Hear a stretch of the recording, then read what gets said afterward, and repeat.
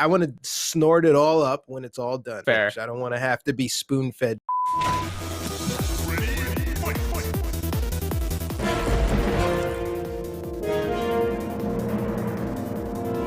What's up, everybody? I'm Warren, that's Aaron, and this is our Valentine's Day movie episode stream.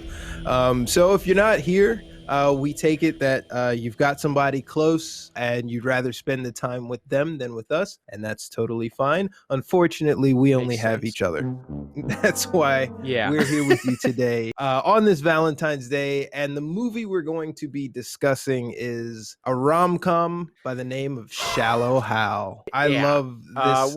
Love is not a fair word, but like I really appreciate this movie. To me, it is the epitome of like a Valentine's Day movie, and depending on where you are on that scale is like how romantic and mushy you are versus, you know, how light and cheery you are with your Valentine's Day. Where does this rank for you? This is going to be an interesting discussion, and it will turn into a fight, my dear. No, God! Because it's like the most 2001 rom-com movie I could think of. You're right. It's like the peak. It's the peak of it. And after I learned that it came from the same creators as Dumb and Dumber, the Farrelly brothers, I learned that after the fact. I guess I never remembered that, but I saw it a while ago, and I'm just going to say it's probably not their best work. We can judge them for this, but in the scope of romantic comedies, this is kind of like a guy's romantic comedy, and I don't know, I don't want to get into the gendering of what belongs in what camp. Tigerion, if you've never seen this movie, you should, but you're absolutely right. This is like peak 2001 comedy by the Farrelly brothers. This is the last of their great films, and you don't like it. You don't like really any of their stuff, given your Dumb and Dumber rating, but people on Rotten Tomatoes also don't have a high opinion of the Farrelly brothers. Farrelly brothers. I always appreciate their stuff, but this is like at the tail end of their popularity. I like to say that comedy is fashion, right? It has sort of a time window where like the slapstick shit really won't fly nowadays too much, and which is why you see like comedic actors sort of peak and drop off within the same period of time because people just like get tired of it. And this one, you know, they made Dumb and Dumber, and then pinned Something About Mary, Me, Myself, Irene, Osmosis Jones, and then they dropped this. So like they are riding high. This is right in line with their catalog, and everything else after this, I'm not really a fan of. So this is kind of like the end of it. And having Jack Black in here, this is his period. Right? This is peak Jack Black too. It's definitely peak Jack Black. I don't think it's my favorite role of his. I think School of Rock was a bigger hit, honestly, with everyone at the time of this one coming out. But this Tropic Thunder, that one was way later. I think I thought he was doing like way better in his career when he would hit Tropic Thunder, because he hit like with Robert Downey Jr. But with this one, and then between that one and School of Rock, it's weird to see him as such a. No, he's trying to be a cool guy a lot of the time, but then seeing him sincere, it's just funny. I only see Jack Black in that role specifically. It works. It hides better when Jack Black is just is crazy or charismatic. And this movie, I don't know anything about Jack Black as a person, but like this asshole arc to warm epiphany, it's what's deep inside that counts. Is I think of Jack Black being himself. It's Shallow Hal. In Shallow Hal. This is, if I was to put like him as a person into a movie, it'd probably be this. But he seems like an awesome guy. But everyone has their asshole side, and I put this in there for him. Have you seen Tenacious D in the Pick of Destiny? I have not, but his bandmate is also in this as his employee, and also at the time his then wife was in this movie. I forget her name, but she plays his like realistic shallow co-worker, the woman with the black hair. What the hell is her name? Let me go to the cast real quick. I didn't know that. I knew Kyle Gass was in it, but I wasn't able to follow with that one. I even recognize Jason Alexander. By the way, is Tony Robbins who is that? Why is he of importance? Tony Robbins is like a Is it a sports thing? motivational speaker. He's like a guy who went from like homelessness to become this like really inspirational character, and he does these talks at conferences to get you and your people riled up. His then wife was Lauren Keitlinger. If you look her up, you'll see that they were together, 9 years dating, and they broke up in 2005. So not married, but I guess together. And they were together during the filming of this flick. So you're watching your boyfriend pretend to be this like super pimp, completely cosmetic, chauvinistic asshole. I don't know how that plays into the relationship, but yeah, this is the Farrelly brothers. You can see that they cast Farley. You can see that they cast their friends, because you see the same fucking characters in all of the movies doing all like featured roles. And they're like, well, we need somebody funny to play this. And someone's like, oh, I know this guy. Okay, let's pull them into it. I never saw Me, Myself, and Irene, but of these two so far, I can see a lot of similar themes and a lot of recurring characters like actors and actresses. I love when they do that, like when they have their close-knit kind of family, because they work well with them, at least. Mm-hmm. And I don't know where this was shot, but the Farrelly brothers, I believe, are based out of the Northeast, like Massachusetts. So they've got like a Shyamalan thing where they always shoot in their sort of backyard. Shyamalan does Pennsylvania, right? That's his hometown. Okay. But before we get too far into Shallow Hal, again, it is Valentine's Day. By the time you get this edit and see it, it'll probably be April. But we'll tie this back around to Valentine's Day in 2022. But what makes what kind of Valentine's Day person are you, Aaron? Does Lauren force you to do stuff? Are you genuinely You're probably gonna. So I don't want to get you into trouble. Would you rather not celebrate Valentine's Day and just like it's something you got to do? It's a total commercial holiday. Like, what is your thoughts on Valentine's Day in general? Luckily, I'm the guy where it's like, hey, do you just want to get this giant ass meal and then we'll just have that? Like our Valentine's Day is just going to be a feast. And she's like, fuck yes, that works perfectly for me. Cause I just want to eat and chill. I do. But but also we like to plan our events. It doesn't work on these weekends, but we also were like, let's take a trip this time. Let's go during the summer. Let's plan for it now. And that'll be the event. So that way we get ready for it. And then maybe hit like a season where no one's really traveling that much, or it's like the least amount of travel. So that way we get like more room and wherever we're trying to go, like, I don't know, LA or something, or Reading. That's awesome. Hawaii or Japan one day, but I don't know if it's good right now. I mean, if we're talking post-COVID, you'd probably be safe in Japan only because of how clean everything is, and also like masking up and that sort of social etiquette has been practiced there for a while. If you were gonna say, hey, we're gonna vacation in Alabama, I'd be like, hold fuck on. You might want to rethink that. But Japan, the only thing about Japan, they just went through a 7.3 earthquake like 2 days ago. Massive fucking earthquake again. Yeah. Oh no. Oh yeah, I had a friend over there and I was like looking at YouTube videos of it. Like it was significant. But Japan is expensive, and also you might run into an earthquake. Yeah, we'll plan for that one. What else? Well, what about you? How do you celebrate it? I like. What's your preferred ideal way? To demonstrate appreciation, whether that's gift or just like isolated time. I don't like to make a big thing out of it. I've dated women who like, night on the town, do this, do that, like, and that's definitely like a warning sign, because I would prefer these holidays for me to be like, let's just enjoy each other.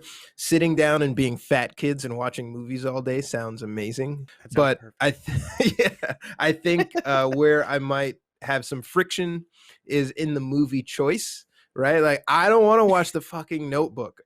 Can we watch Shallow Hal? And she was like, I don't want to watch Shallow Hal. All right, let's watch this other. Let's watch Passengers or something. It's like, oh my god, this is never. I'm gonna just go play video games. All right, love you. I'll be over here. Okay. But I'm playing Doom Eternal. But yeah, so people celebrate it differently, and their idea of rom-coms are very different. This is the epitome of a romantic comedy. I don't know what when you think romantic comedy, what comes to mind for you? Like, what is the staple movie? Oh man. See, like rom-coms always, yeah, I didn't fall in love with them that much. They were like a majority of what I could watch with what my, like family would allow They're us when safe, I was younger. Yeah. mostly. But they're also so repetitive, they get, so there's like a rhythm that they all fall into with a lot of genres too, like the hero's journeys a million times over. But it still was more obvious with them, just like with horror. Like I never got into those two genres that much. I'm really trying to pull a memory out of my mind that's not a shitty movie. Like I can only think of Date Movie, and that movie's just an incoherent mess. Well, so they're extremely formulaic, and wait, like as a genre. Yeah, go ahead. Date Night with Tina Steve Fey Carell? and Steve Carell. It was, I think it hits a good sweet spot where it's like a little realistic, but then they push them into stupid scenarios where the wife has to like pretend to be a stripper at the club in order to get by, and that turns the husband on, and that's kind of a cute dynamic between them because they don't overplay it, but you can really see how genuine they're playing it. Yeah. So, and it's not about like, their first meeting for the first time. It's more so, they're rekindling that spark. And I find that was a really cute way to like reinvent or do something new with the rom-com.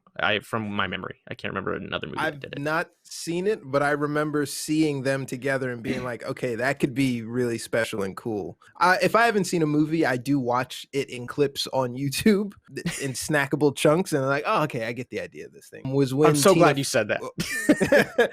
Was when she was like, what do you want? And he was like, I want to use you to make my ex-wife jealous. And she's like, oh God, that like hit the spot for her. I just remember thinking like, yeah, no, I feel that.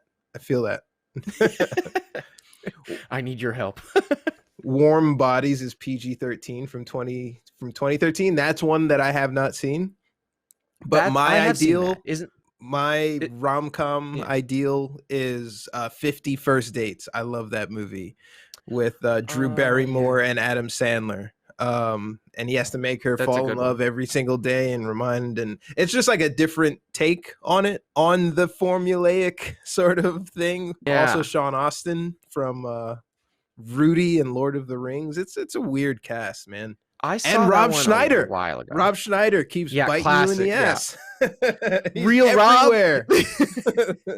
Rob fucking Schneider, you've got an episode coming, man. We're gonna dedicate one to you and all your glory. We're gonna build a shrine here. But I love Adam Sandler. Quick aside or tangent. Adam Sandler had like a stand-up special. I think it's on Netflix. And at one point, Rob Schneider does come out in an astronaut suit and like on wires singing, like duetting with Adam Sandler. It was a really funny moment. Dude, this guy, the hardest working he's like teetering between A and B, isn't he? Well, you know him when you see him. He's a superstar. I don't think Rob Schneider is an A-list actor. You don't let Rob Schneider into your nightclub when he comes by. You don't send him to the front of the line. You make him wait with everybody else. I could think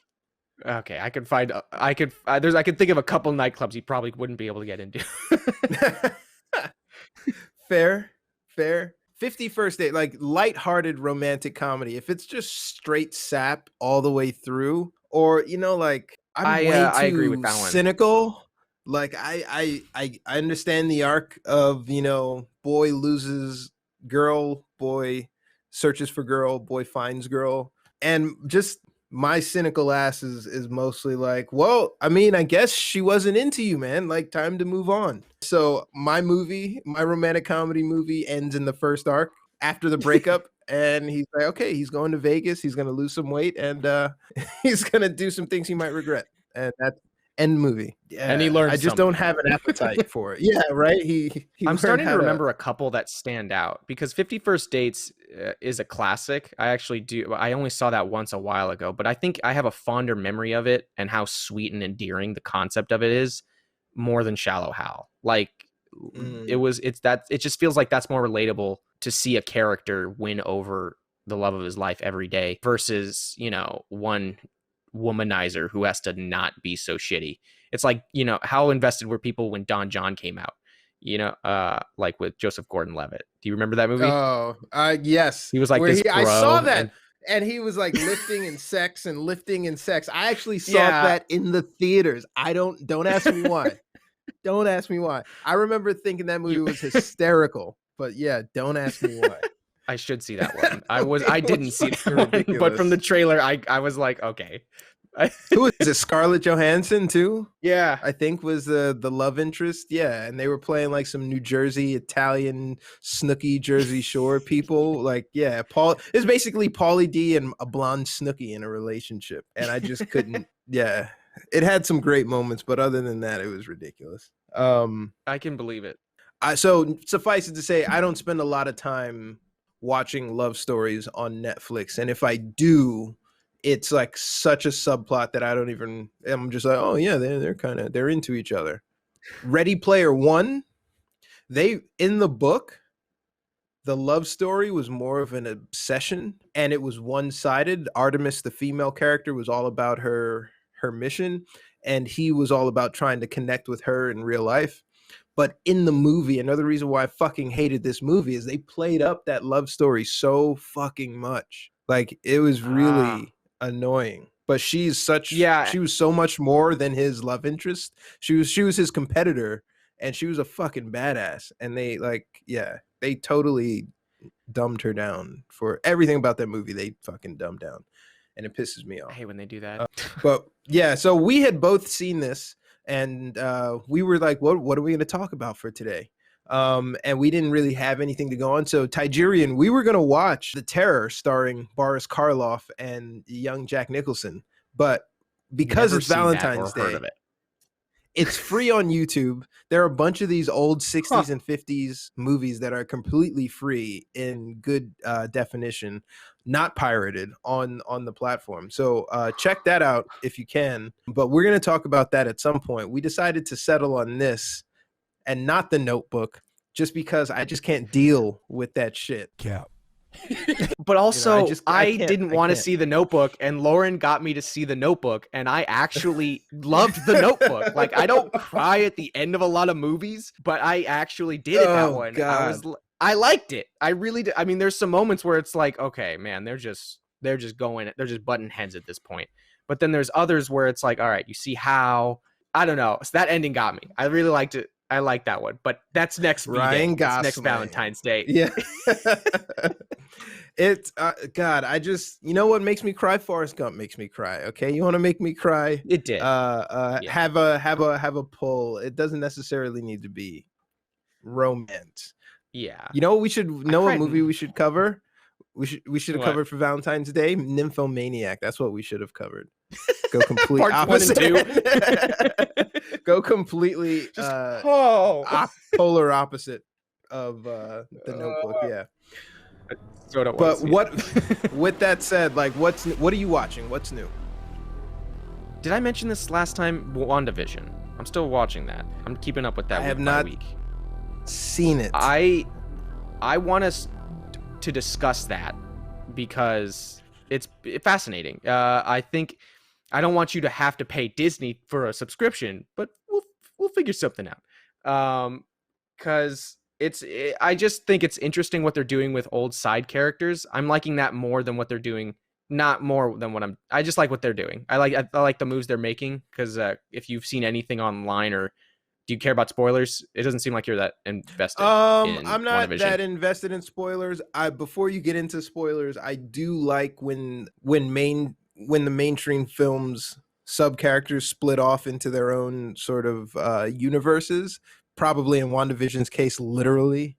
I do like when they give them that backstory and they build them up in that way, so that when you go back and watch, that main arc of Endgame, main arc of things like Endgame, you give those original characters a lot more gravity in your mind, right? Like, this is a much more fleshed out person than this cameo raccoon with like 3 lines and he just wants to steal stuff, or like this Russian experimented teen that has red superpowers, right? Like,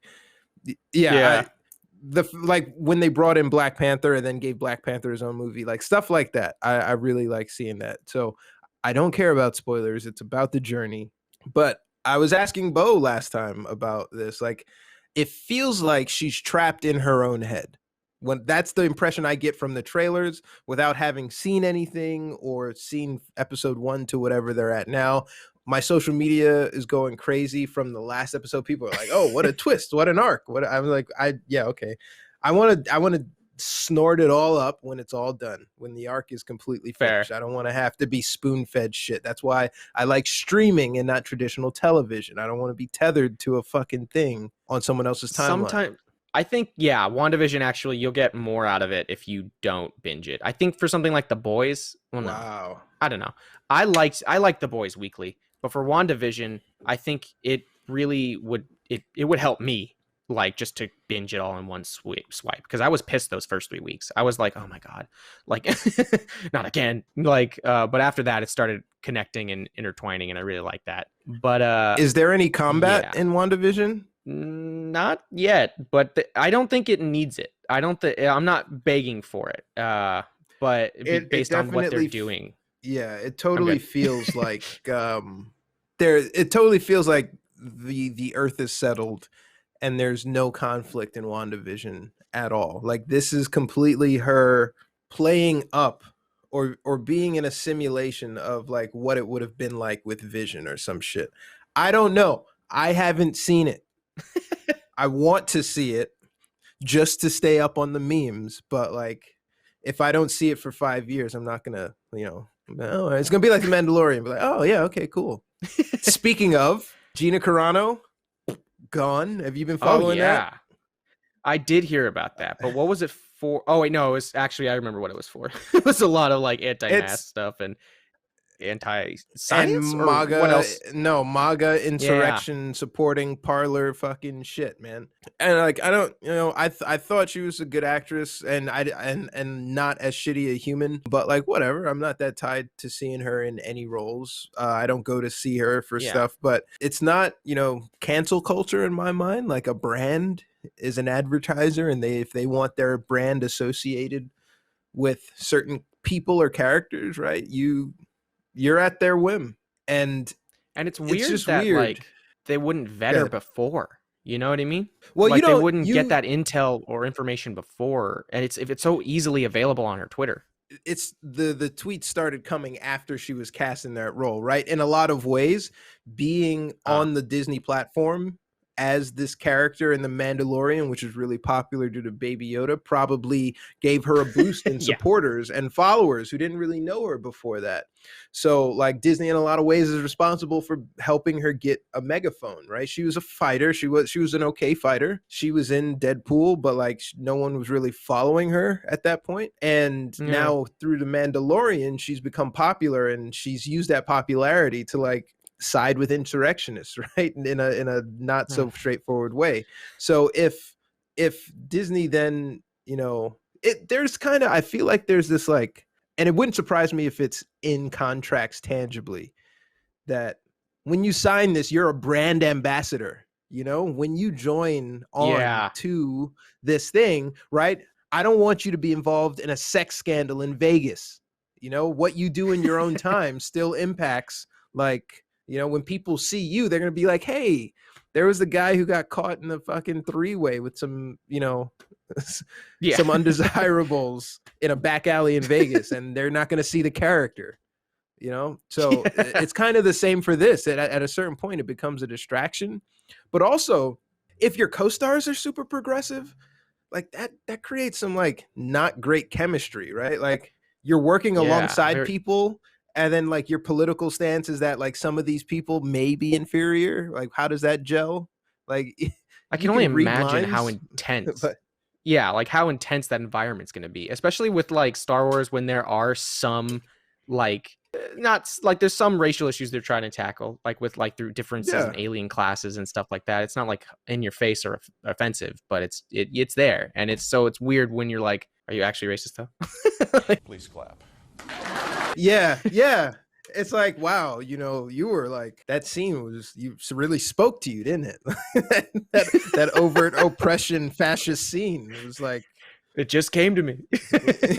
You were really inspired during that read. All right. So that happened. What else is happening is like, go ahead. Yep. To end on it, I just think her character had good moments, and now I really don't feel like there's a need to replace the character or ever bring that character back. It's Star Wars is so expansive that you don't need to, and nor should you. You should just make a new character with a new actress, or bring someone else back. So if you cut that character completely out, then she is that character forever, right? Like people, like whenever they think about that character in the timeline, she is that character.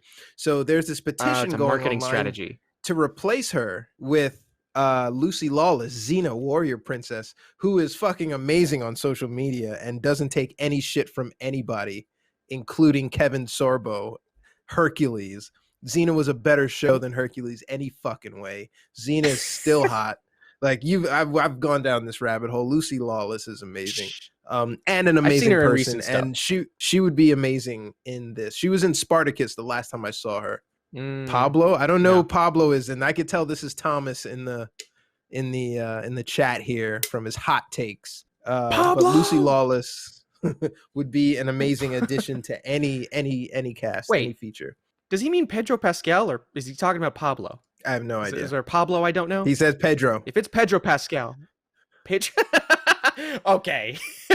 I don't know. I'll ignore that. What Pedro Pascal said or does. I know that something fans raised Pedro Nazi tweet amid Gina Carano firing. We can get into that, but I'm not familiar with it unless you know about it. I didn't hear anything about I am it. not tied. Context matters, man. You can't just like say something and like how the intention behind what you say absolutely matters. And for some reason over the last 4 years, words have had no meaning. So we've had to take literally at face value. Like, what do you mean? I didn't see that thing. You just said that. That's not what I meant. So what the fuck did you mean? You got to go back to what I originally said.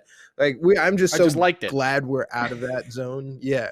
So we can go back to like understanding subtleties in language. I don't know what the Pedro Pascal thing is, but it is definitely saying that he had some fans raised Nazi tweets amid Gina Carano firing.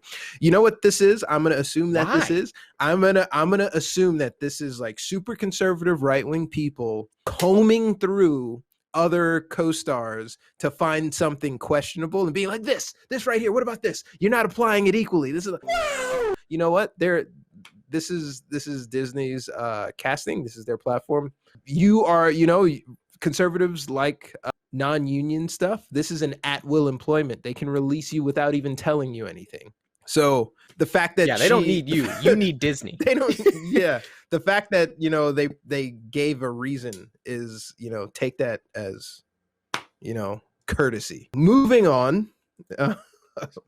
The other things that have come up this week is we're getting more and more insight into Zack Snyder's Snydercut of I'm glad you brought the DC universe, and specifically the inclusion of more Joker scenes, which I am a fan of. I am not. His laugh was atrocious, and I think Suicide Squad was a flop overall as a movie, and not their worst movie. But I like his laugh. I like Jared Leto's rendition of Joker, and I've said this before. I don't think he was given a chance. And he needed his own flick. We gave, and this is, I'm gonna get a lot of heat for this, right? We gave that Joker origin story to Joaquin Phoenix, and we should have tailored it a little bit more to, even though they're separate, we should have tailored it a little bit more to Jared Leto. Can you imagine how frustrating it would be to be like somewhat critically poorly reviewed as overall as the Joker, and then have most of your scenes cut, and then have a Joker movie come out like a couple years later and just blow up at the box office for being like, I'm sure somewhat to get into the headspace of it must have taken a toll on him becoming the Joker. It to be that character, to get into that headspace, it probably pulls a lot out of you. They're asking for a lot as an actor. Yeah. So that to have a lot of his scenes were cut, and then to like have it shown in such a negative light. The Joker during Suicide Squad, and also during Suicide Squad probably was, I walked away saying I need more of this guy. I need to see more of this dude. Like I only said that. I only understood how people could say that for Harley Quinn, even though I think just because she's the only person who's played Harley Quinn and she's doing a decent cosplay, that's why everybody falls in love with her. Margot Robbie's an excellent actress outside of Harley Quinn's like anything.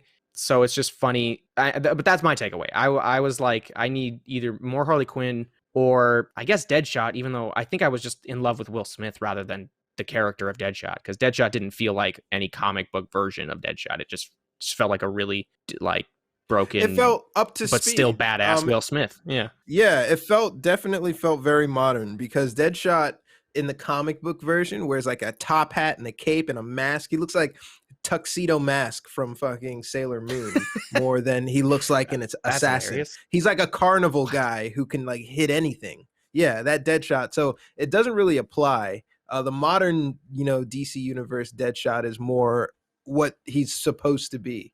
Like the old Batmans of Deadshot, if you look at those images, you see it kind of looks ridiculous. Everyone has a favorite Joker. And Mark Hamill is Joker, but like you will never see Mark Hamill because you'll never see an aging Joker live action. So I don't think there's been a bad depiction of Joker. I'm not that fond of Jack Nicholson's Joker. I'm not gonna lie, he's probably my least favorite.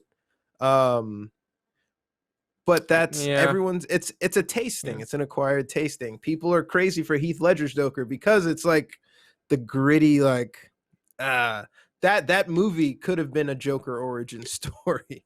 Like it just answers the right amount of questions. The fact that his backstory is confusing and changes every time, like adds to it. Like that's how you write for the Joker. I really want to see, Snyder's universe, because it had flashes of Darkseid in it. It had more, locked up Joker stuff in it, and it had a reskin of, Steppenwolf. So I'm really curious how these fights are going to play out. How it's the studios versus the director's vision, right? Snyder probably wanted this the entire time, but then the studio was like, well, here are the trends we've identified that make movies popular. Group, so we're going to brighten this environment. We're going to add this comedic relief. We need this scene because people like seeing this pose in there. Like that's no one says that, right? That's just me projecting on how shitty commercial corporate movie making is. It feels like it boils down to that, though, because I don't know, for what I've seen in Justice League, the original Justice League, and like BVS, they threw in a lot of good shots, a lot of visually, like some shots were visually stunning, some were a little too much lightning in the foreground, but some of them resembled like comic book, like iconic comic scenes. I don't know. For me, it didn't feel like those scenes actually fit the piece or the reason that scene was showing up. It just was like, oh, that's cool. Oh, it's gone. And it's in the middle of him fighting Doomsday or something like that. I don't understand why studios and directors, like you hire a director to bring it to life with their artistic taste or, whatever, or their way of storytelling. But you've literally got the storyboard in front of you, and the storyboard itself is fucking popular. Why don't people just do a shot for shot comic book from beginning to end, right? You've got your scenes, you've got your fucking, what do they call, marks on the film. Got your takes. Where people are standing, what people are saying. Maybe it needs to be adjusted a little bit for modern, like the old school Deadshot. The costume needs to change, or the world needs to change a little bit, but not much. Not to the point where you don't recognize what the fuck's going on. I think like as a side tangent, that best example for me is Scott Pilgrim versus the World, because Edgar Wright took pretty much directly from the like comic. I got that book, the whole series is like a gift years later, and just went through all of it. And he's very close to the source material in a lot of scenes, and then he has his own fun in some parts. But it's really, I really like it. I think it works out better when they just copy that source material and like adjust it just enough, like so that way they can skirt around like.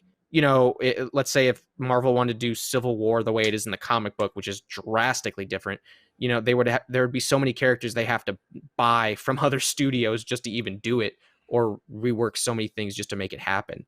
You know what I mean? Yeah. Like I don't think they at the time, not Probably not now. Probably they're fucking working on it. But that is, man. Wait, back to the Snyder cut though, because that was where we began with this, with Joker in the Snyder cut. You better, we're gonna weekly discuss every episode of the Snyder cut. I really want to it's 6 episodes, right? I have no idea, no clue. I think it's 6 episodes, and I think it's gonna actually come out weekly. So if so, we better watch an episode a week, review it. No, you wanted this. This is his director's perfect vision. We got to see it the way Snyder wants us to see it. Or hopefully he throws it all on HBO Max and binge it in a day kind of thing. But I think it's going to be weekly. I mean, that's what I'm getting from this. But I don't know why it would if you already know what the end goal of the movie is, Advertising money, man. Yep, money. That's why you do it. Yeah. I keep my subscription for another month. And oh God. Okay. So this goes back to the question of last week, right? Like, I love movies. I love the format of movies. I'm willing to sit through 5 hours of a single shot movie. But if you break that movie down into 4 parts or and a half, then I have a problem. Did you get all that, or was I frozen? It came in and out, but you have a problem if it gets divvied up, basically. Yeah. My internet, for some reason, is not going great. This Wi-Fi connection is dog poo. Ethernet, bro. I've got it. Yeah, I got it. You know what? My problem. First world problems right here. I'm gonna deal with this next week. Yeah, I don't know how I feel, because I know that more movies are going towards this miniseries release, like miniseries, and that's great for storytelling. But man, I just want to be done with it. I want to fucking sit down and I want to consume it in a chunk and not have it piecemealed to me. Yeah. I think I'm leaning towards the miniseries because it gives you time to breathe in between and kind of think about and process what's happened, or it gives you more to chew on. Like with Lovecraft Country, I think if you do another season to that, I don't know where you go with it and how, unless you make it like an anthology thing and just start from scratch or something like that. Like, I think the characters that happened, all of them had such a fulfilling like arc to them in such an interesting way. I loved, man, I'm bad with names because I've just inundated with so many shows, but the mother in that show. Yeah. I forget her. I forget all the characters. I forget her name as well. Space and time. Yeah. Yeah. Such a beautiful representation of just that character, what they wanted, and then what they needed, and then how that changed them at the end of it. And they're basically a fucking god. It was great. It was really good. Oh, well, Lovecraft Country was one of the few like streamed things that I did watch like every week. I was waiting for that episode to come out every week. So it still gets me Christmas Day excited, some things, but I would much rather sit there and watch 8 episodes on say Valentine's Day, or and not have to like wait. What was that, a month and a half worth of shit? Like, come on. Like, I might walk out of my room and get hit by a car. I have no resolution on Lovecraft Country. My last words are gonna be like, "What happened to his dad?" I'm never gonna know. Just give it all to me now. That's a good thing we review movies then. We need that hit, that fix. All right, so now let's go. No movie quote. No monologue this week. Let's go in to Let's Make a Movie. All right. It's Valentine's Day. We've got our art house flick done. We've got our commercial thriller done.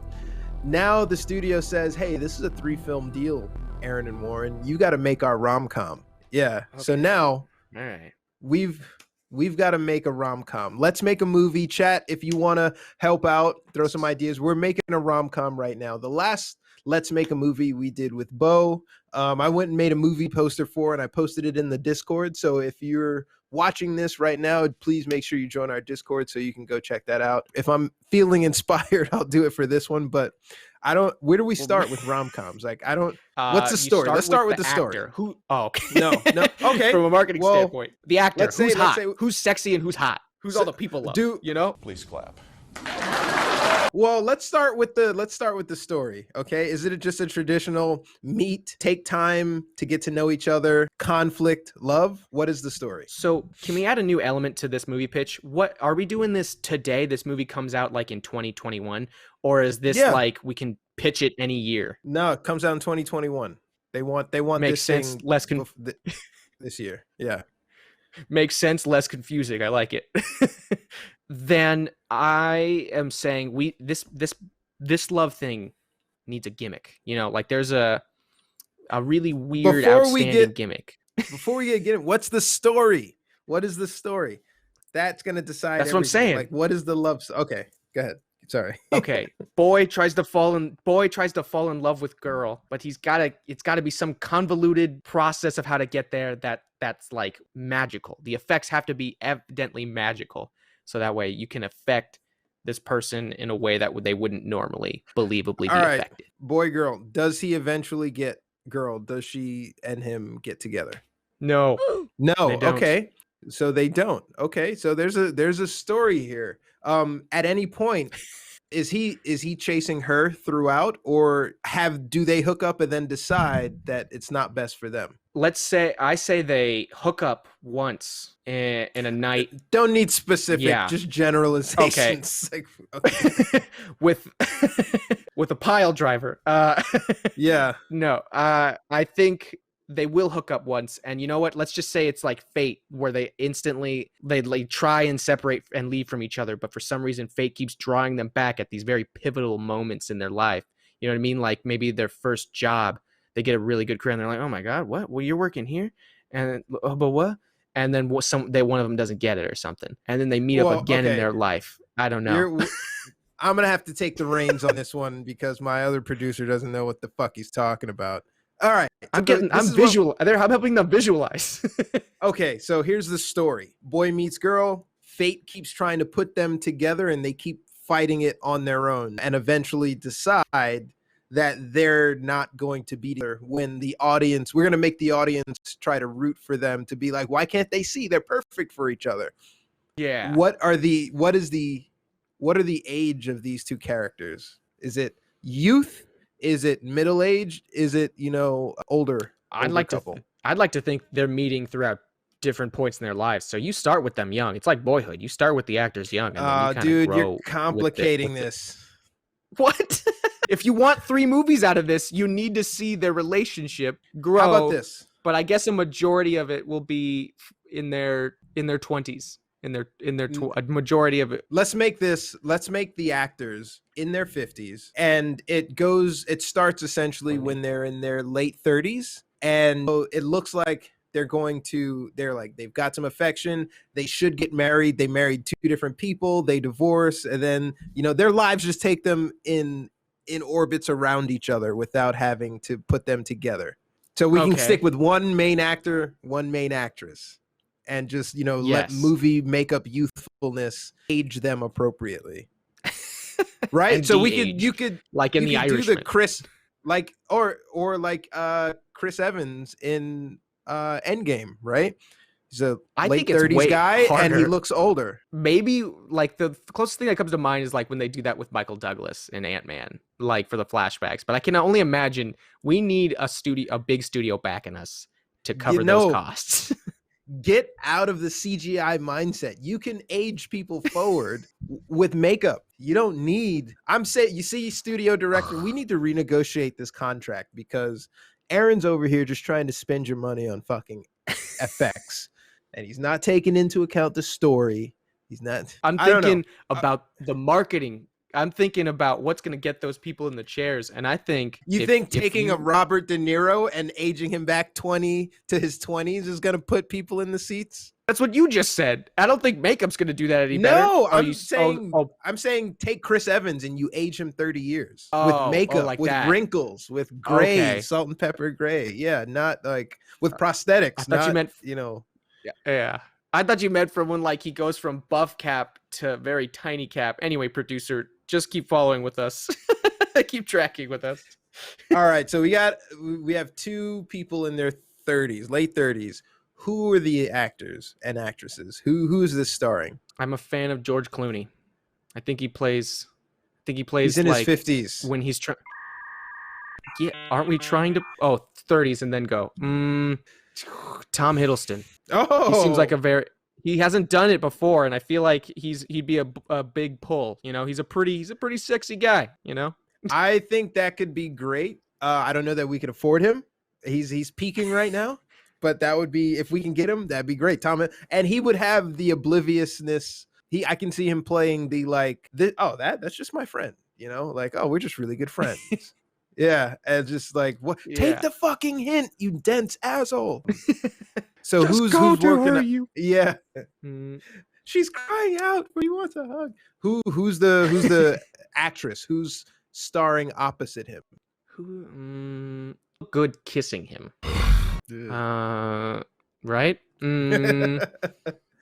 Is it also another Brit? Are we moving? How is it weird? How old is Harry Potter, the redhead? Emma Thompson. Yeah, Emma Watson. How old is she? Is that weird? Oh wait, or it could be Emma Thompson. Emma Watson. No, it's not weird at all. I don't want Emma Thompson. No, but Emma Watson. Yeah. Okay, I'm on that train. Yeah, Emma Watson, dude. This is. You see, we can't, with Emma Watson and Tom Hiddleston, we can't afford CGI anymore. All right, we're just paying for these two actors. Okay, so now to compensate for that, and it's got the feel of this already. This is like an art house romance. These two are not comedic actors, so this is just straight romance drama. And I think we're kind of in the right vein with this. You got two British people. Does this take place in London? Paris. They both moved away, you know, looking for something new. I could see that. Two Londonites move to a foreign city, then fancy meeting you here again, you know? Wow, this is weird. Paris is pretty beautiful. Let's explore the city together. That makes so much sense. Paris it is. They're meant to rekindle, but they don't. And every single minute you just want them to get together. I love it. They're in the most and we don't need spots because and they can't do it. Because it's a an artsy kissing romantic drama. There's no sex scenes here, right? Like this, it's all about the tension. It's all about the tension. Okay, the build up to that climax. that never happens. You are just getting blue ball this entire film. No one is going to get the pleasure of seeing these two together. They just don't know it. Who do we get to tell the story director wise of this romance? Thinking I want someone who's very creative visually, like they really know how to make it look beautiful. Because you got Paris, you gotta have someone who knows how to capture Paris. That's a good question. I don't know. Farrelly brothers. No, I'm kidding. Dude, not the Farrelly brothers. Yeah, get the fuck out of here. Yeah, kicked out of the studio room, out of the pitch room immediately. Sophia Coppola could be a good one, and she's already got a rapport with Emma since they worked on The Bling Ring together. I haven't seen that, but that's cool. A bunch of Hollywood people, like, it's a crime thing. Yeah, they steal and impersonate and do that shit. That's on my short list. Yeah, I can't really think of anyone else. There's gotta be someone. There's someone out there who gets beauty and it's a Rob. I don't know, man. This is where the chat but I don't know. Thomas, I'm gonna say help us. Sophia Coppola, only because she has worked with Emma before. Not really familiar with her body of work, but she's been involved with things like she directed Lost in Translation and The Virgin Suicide and Beguiled. Okay. Oh my god, yeah, we found our director. Okay, cool. Movies I have not seen but I know of. Yeah, okay. So I know they're good. Yeah, she's sold. That's who we're getting. This movie, I think, man, we're gonna have to go back to the shareholders and say, look, we've got a great idea, we got a great setting, we got two great actors and an amazing director. You guys are gonna have to double our budget though, because this is gonna be expensive a little bit. It's gonna be a little pricey. Invest a lot for a lot more. So what else might this movie need? Does it need any comedic, even the one with Jennifer Lawrence and Bradley Cooper had Chris Tucker in it, right? Do we get a funny black guy in here to kind of pull things forward? Yeah, I mean, I was gonna yes, Now we're just going formula. Yeah, it's too much of the formula. I feel like the producers are the ones, the investors are the ones that are saying it's got to have something. It's got to have something. We're like, okay, we know what you mean. I would say that we just let these two's performance and the writing stand out on its own. And we don't need a third star or any sort of subplot like this. These two, they don't need a best friend convincing them, just do it, bro, or do it, sis. I feel like the best friend is the audience. Like, so whoever, they would be viewing it from our perspective of like, how come you guys don't see that you're perfect for each other, sort of thing. Yeah, it's got to be like just out of reach. Or could it kid of one of theirs? A kid of one of theirs? Or a spouse? Is that what you said? Yeah, like a divorced partner. That's the third wheel, or sort of like the dividing wedge. You need a good kid actor, and I can't think of anyone else outside of Stranger Things to be a good kid actor. Doesn't have to be a kid. It could also be. Oh, you know what it is? It's gonna be one of their parents, who've known them the entire time. And, you do that thing with kids, you just imagine their future and you're just like, honey, why didn't you just pursue your dream of being with this other person? Right? Like, that's who this character is going to be. Is that going to be a mom or a dad? Who is it, a male or a female? A mom. I said you gotta have a mom. It pulls more tears. Pull on those tear strings or whatever they're called.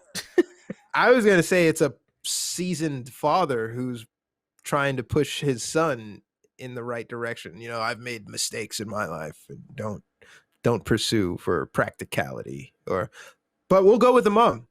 Who do we? I feel like older actresses too, because there are so many to choose from. They're all pretty much A-listers.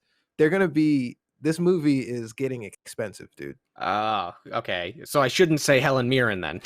Helen Mirren, Meryl Streep, right? You're gonna name all of these fucking amazing older female actresses. Maybe it's a passion project for them. We shoot in the dark and like hope that they come. I don't know, man. All right. So who is the mom? Streep. Is it Hiddleston's mom or is it Watson's mom? Well, I like the idea of don't go down my path more. So Watson's mom? Yeah, maybe. Well, but now, yeah. Yes. Keep it Watson's. Okay. Who do we get in here now as that actress? What do you mean? Oh, right. Who's the mom? I got it. Helen Bonham Carter, another Brit. Totally Helen Bonham Carter. She was recently in The Crown as Helen Bonham Carter. Gotcha. What's his name's wife? Yeah. Tim Burton's? Yeah. Weren't they together? Cool. Weren't they married? Yeah. I forgot they got divorced. She's got so many accolades under her belt, not to reduce Tim Burton's wife, but that's how you might know her. Yeah. Yeah. No, I've always recognized her as her. She's amazing. She's kind of unique. She's very in every role she picks.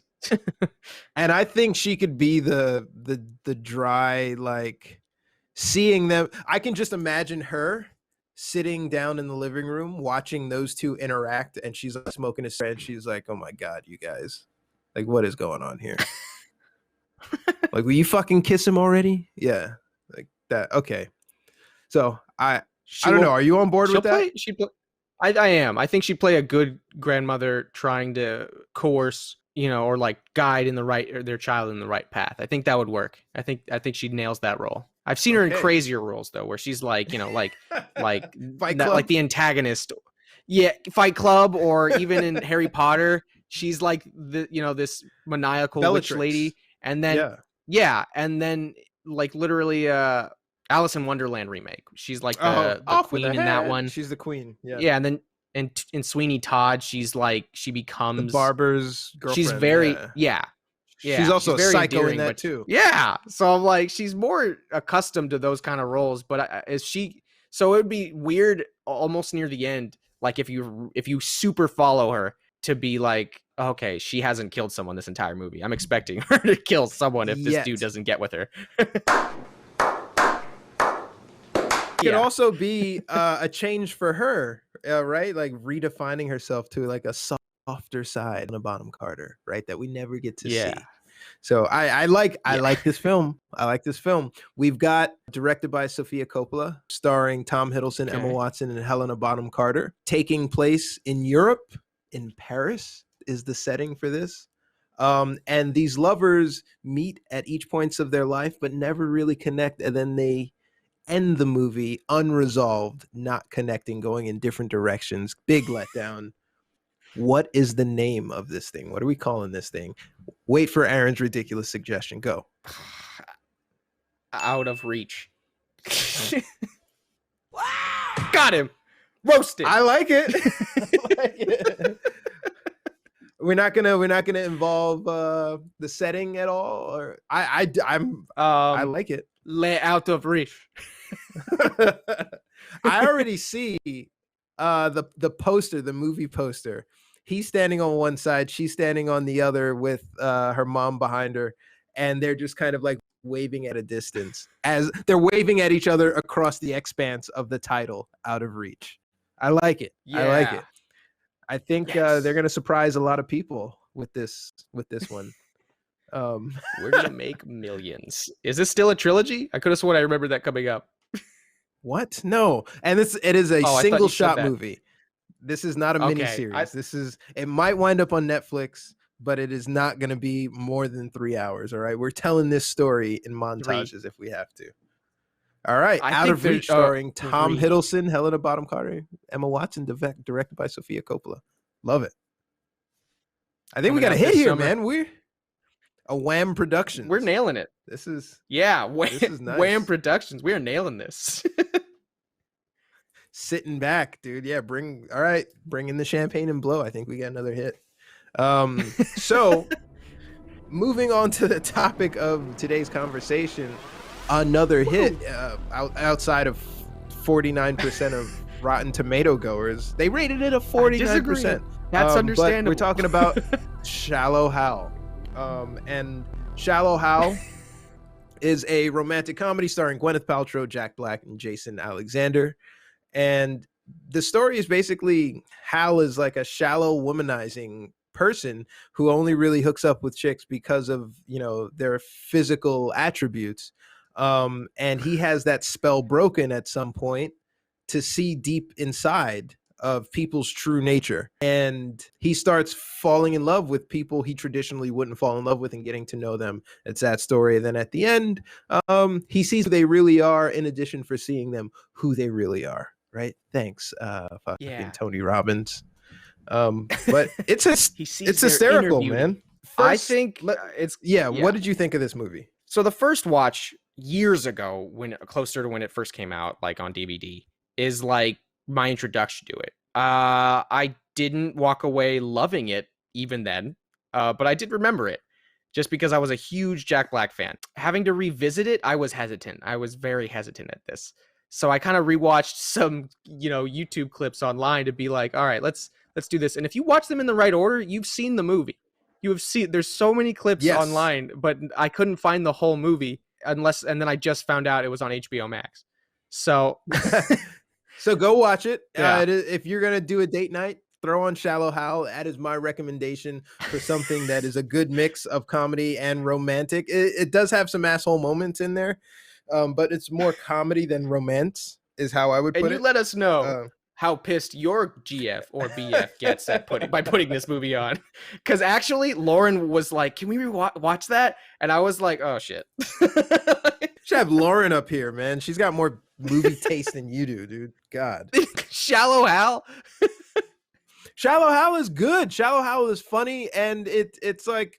It's low-key endearing, I had some problems with suspending belief enough to there is no way he doesn't understand what's happening to him, right? Because Jason Alexander confronts Tony Robbins one time and he's like, "What did you do to my friend?" He's like, "I forced him to see the real people." And he's like, "How can he see these people if he doesn't know them? And how does he not feel that Gwyneth Paltrow he thinks is this slim figure? How it is when he's with them, how is he not feeling the big stuff, like you really fucked with his head. Yeah. Like outside of, giving him this gift, like he could kill somebody accidentally, right? He doesn't think somebody's as big as they are, or like he has the wrong. If he witnesses a crime, what description is he giving to cops of the fucking assailant or of like a witness, right? He is like a crazy person now. So I have like a ton of problems with this in that way. But overall, if you can get past that, it's fun. I think the biggest suspension of disbelief is like, I guess the story holds up fine enough considering that Tony Robbins just exists to answer questions and make the story happen. Essentially, he's just the magical, grand fairy mother of this story. But the biggest problem for me is just I can't find him relatable in the first half as he's being like a dick, like so hard. So I think, and as it goes on, the jokes become again one note. It's kind of the same, like breaking steel chairs thing, jumping into a pool, kid flying out thing, in a boat, the canoe lifting up thing. There's so many fat jokes. I feel like it would have been a much like sweeter taste if it was even shorter than it already is. Like how long was it in total? It was like 2 hours. So I think if it was like an hour and a half, maybe it would have been even better.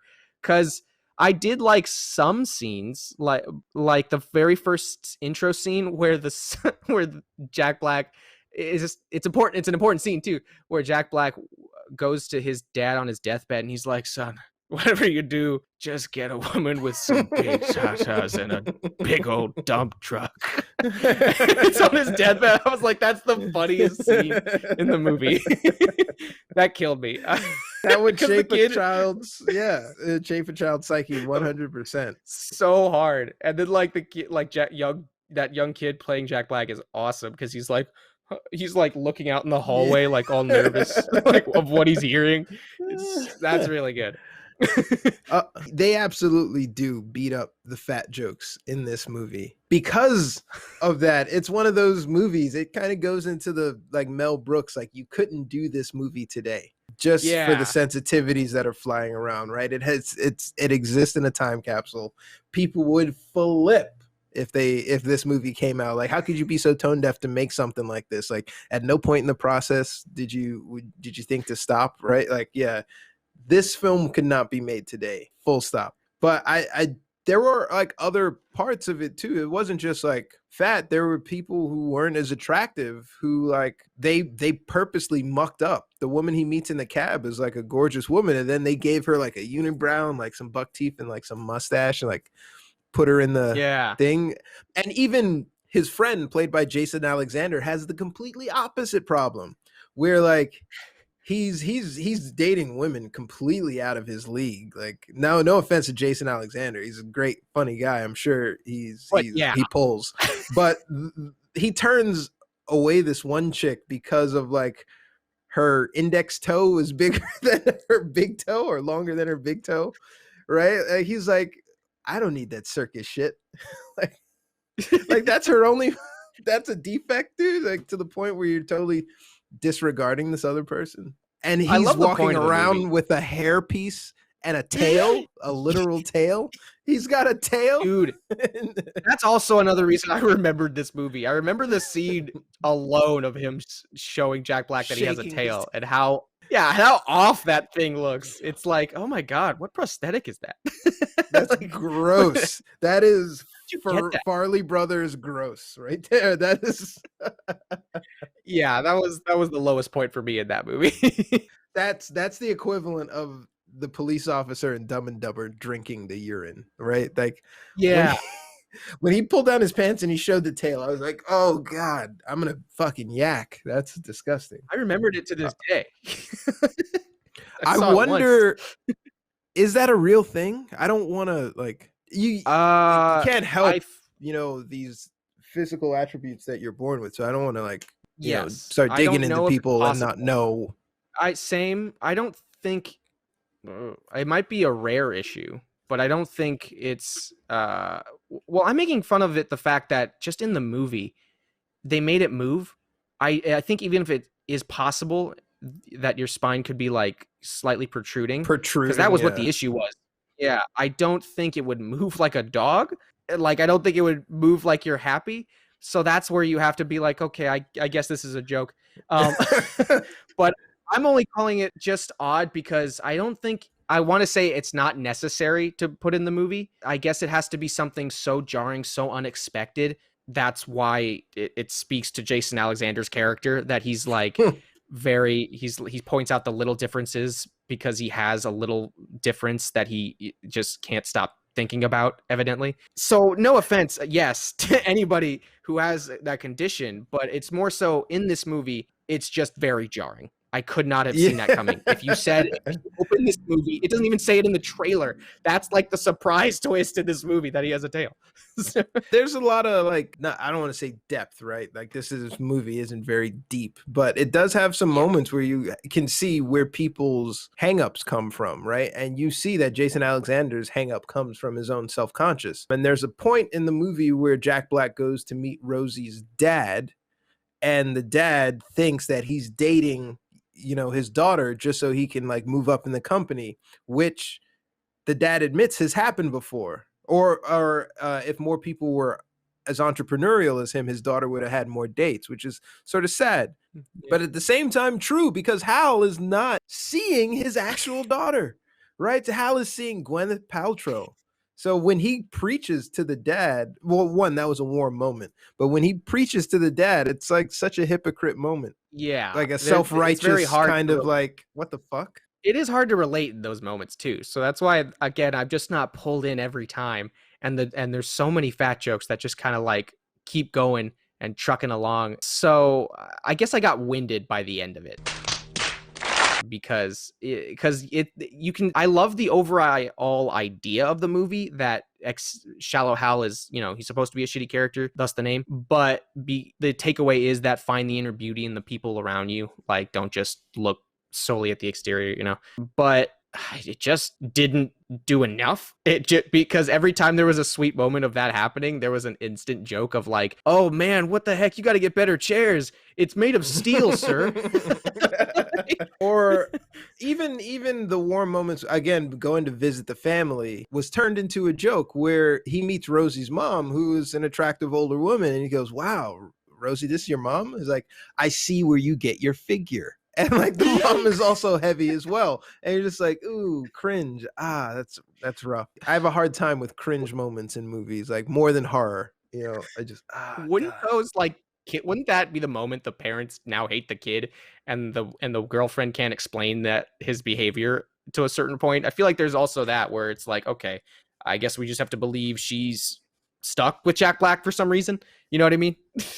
If Jack Black, if I'm Jason Alexander, I'm seriously, just given his past behavior and also the way he's describing the world, I'd be like, my friend is having a psychotic break. Maybe I need to have him committed, like not because he's just started being into bigger girls, but because like he's not describing reality to me. This is not. Yeah. That's another thing that I had a hard time with. How okay his friends are with this. Well, then I was about to say, like, why Jason Alexander even cared so much about Jack Black's like interests in other women. If he was doing his own thing, if he was happy with them, who gives a crap? But that is an interesting point, that it's the psychological, like he's not literally describing reality. He should know what he's describing. But so I guess that's where it gets a little muddled, the message, and you gotta fix him. But like, you know what I mean, between those two concepts. It's not only people he's attracted to, right? Because with Rosie's ex-boyfriend, he was seeing their handsome facades as well, like these beautiful people, the Samoan guy, then the Peace Corps dude. Who are also like Farrelly brother staples in their films. He's seeing the world for the better, but I would just make an argument that like Tony Robbins didn't bless him, because like he could, I don't know, if you'd be more susceptible to be taken advantage of, one, but also like you would not be a reliable witness to anybody in any circumstance at all. You would see, let's say whatever you want. Johnny Depp is a really shitty human being, right? Whether you think that or not. To Jack Black, he's going to be hideous. So when you see him in these movies as like the love interest, you're like, I don't get it. Why are all these women like fawning over this guy? Like, I don't understand. Like, do they not, you start to believe that then you could be on the cover of GQ or like Yeah. I forgot actually. Did they do that in the movie where they kind of flipped the script where he saw actually attractive people as like monsters? Or not literal monsters, but I mean just like offensively. He has a friend who had spina bifida, the guy on the crutches, right? And they went on a road trip with Rosie and their friend. And Rosie's hot friend at the nursing school was portrayed by this old frail woman. Do you remember that? This mean lady, Nurse Sourpuss? Vaguely. She came in and said, you got to get all these kids back to their beds. You know, they're sick. And she looked really hideous. But when she got into the cab and started talking to Rosie without Hal in there, from an audience perspective, you get a view that like, oh man, she's really hot. Hal has the lens on. That's because she's an awful person because she's dating this doctor or the CEO with spina bifida. She's not really attracted to him. She just like wants him because he sold his company, right, for millions of dollars. Yeah. So it's been in the reverse direction. I like those types of like playing with the world, but yeah, and it still speaks to the message. Like that one still stays on point. I like that. Yeah. I mean, I guess I shouldn't have just expected a rom-com because I think it works much better on the first watch of this movie than ever having to rewatch it again, in my opinion. Like, I think going back to it, just you already know what's coming and you already know the lessons, and so I don't know if there's much to grab out of this on a rewatch. Fair. It is. I wouldn't even call it quotable. Yeah, because the quotes in the comedy are so mean spirited that, like, yeah, I wouldn't call it quotable. Think of Jack Black's and Gwyneth Paltrow's introduction to each other when he's like, "Hey, you gonna cast a sailboat with those?" And he still sees like an attractive woman, but she's like, "What the? No way!" She should have gone out with him at the end of that. It's like encounter the spinnaker on your sailboat. Yeah.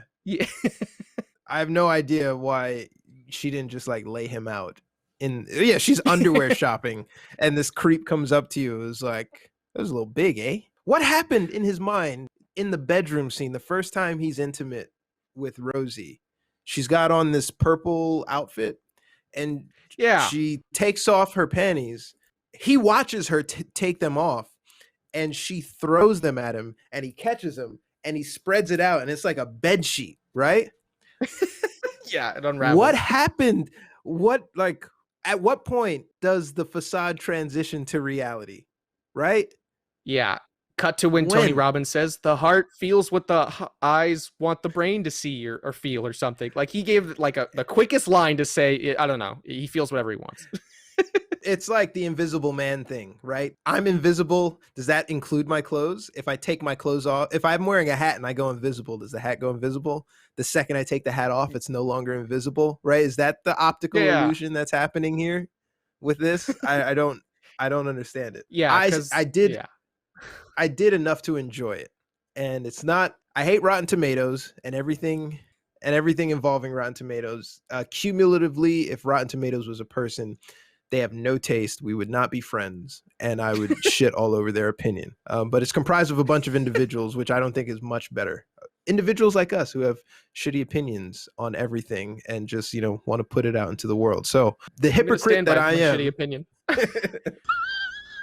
What did you rate this on a scale of 1 to 100, not isolating it as its own rom-com, but in the genre of films? In the genre of films, even if I did isolate it as its own rom-com, I did not rank it very high. I love Jack Black. I think there's some good moments in this movie. I think overall it kind of gets a little exhausting, especially when the ending is like, oh, they finally did it. And the funny joke, she carried Jack Black out was funny enough. And they were like, another fat joke.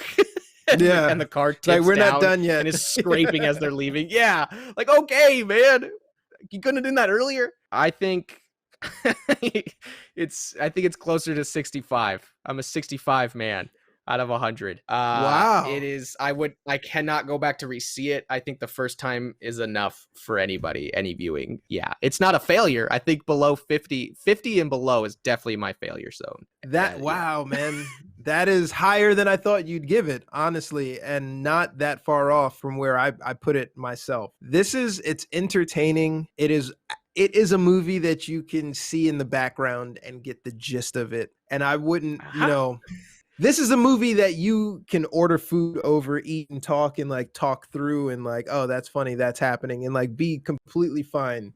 Even though that's not my preferred method of watching films. I thought Gwyneth Paltrow was funny. I thought Jason Alexander was hysterical, equal parts so to Hal himself. I'm a huge Farrelly Brother fan. This was the last film of theirs that I liked, and it just kind of it starts it's like when the roller coaster is peaking, Dumb and Dumber, Osmosis Jones, Me, Myself, Irene, and right before we're about to go over the crest, Shallow Hal. So I'm going to rate this a 74. Totally arbitrary. It doesn't mean anything, but that's where I'd put it on a scale of 1 to 100. You can watch it. It's entertaining. If you skip it, you can watch it and get from it the same amount that if you watch the film in clips on YouTube. So that's why I rated it that way. Even in terms of rom-coms, I wouldn't even... 50 First Dates would be my preference for, a heartfelt romantic comedy. This one, I can't put my finger on it. I don't know. It's kind of throw it out there as an option. Yeah. See what they say. It's like, there's a lot to discuss coming up, and there's a lot on the docket. One with Rob Schneider. We still got The Social Dilemma. We still got to bring in some of we got to bring in Tiana, and we got to maybe bring in some of the community to discuss these things with us as well.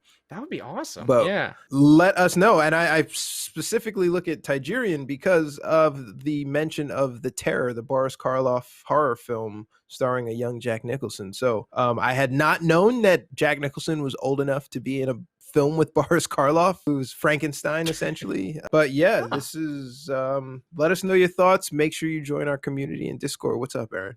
No, I didn't know that about Boris Karloff was OG Frankenstein. Yeah, black and white film guy, man. Yeah, old school dude. But Jack Nicholson is no spring chicken either. Yeah, so it sort of makes sense. Yeah. I posted in the Discord, like, what should we watch? Anybody got any recommendations? Tigerian had mentioned that inside the Discord. I thought that was a good option. Plus, it's free on YouTube, so win-win. We'll figure out what we want to talk about next. Maybe just we talk about that. What's the next biggest? We got President's Day on Monday. Maybe a political thriller? Who knows? Political thriller, yeah. White House down. White House down.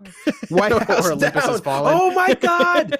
We should talk about White House down, and then we compare it to what happened on January 6th. We want to see how much of that they got right. Fuck. Yeah, was it Jamie Foxx and Gerald Breslin or what's the guy, Channing Tatum? Who is it?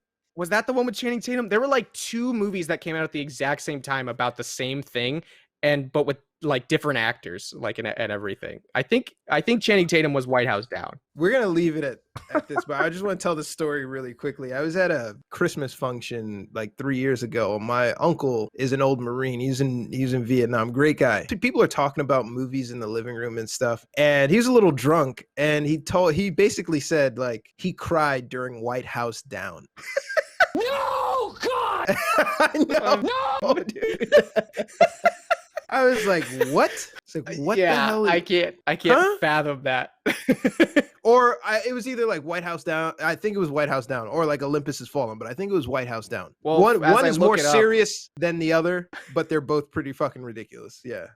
This one is from, it's from the same people that did Independence Day, The Day After Tomorrow, and 2012. One of those is iconic. Please clap. And they came out at the same time. Okay, so it was probably Olympus Has Fallen. I'm sorry. But Olympus Has Fallen, which is about the siege of the White House, and White House Down, which is about a siege at the White House, both came out in 2013. I don't know why. I told you. That was very weird.